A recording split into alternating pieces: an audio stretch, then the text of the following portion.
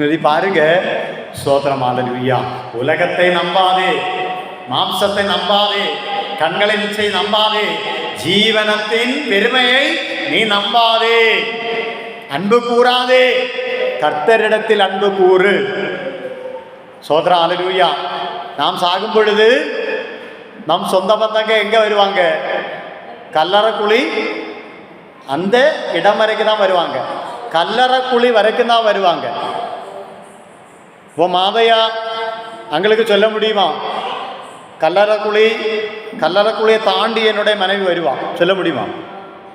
கல்லறைக்குழியை தாண்டி ஆண்டிக்கு சொல்ல முடியுமா?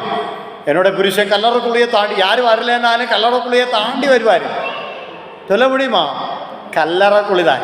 சொந்த பந்தம் ஆனாலும் எந்த பந்தம் ஆனாலும் அது கல்லறைக்குழி மட்டும்தான். ஆனால் கல்லறைக்குழியை தாண்டி வருகிற ஒருவர் உண்டு. யாரு? நம் ஆண்டவராகிய இயேசு கிறிஸ்து. அல்லேலூயா. நம் ஆண்டவராகிய இயேசு கிறிஸ்து. நாம் கல்லறைக்குழியில் இருந்தாலும் அதை தாண்டி நம்மை சொந்தமாக வழி நடத்துகிறவர் நம் ஆண்டவராகிய இயேசு கிறிஸ்து மட்டும்தான்.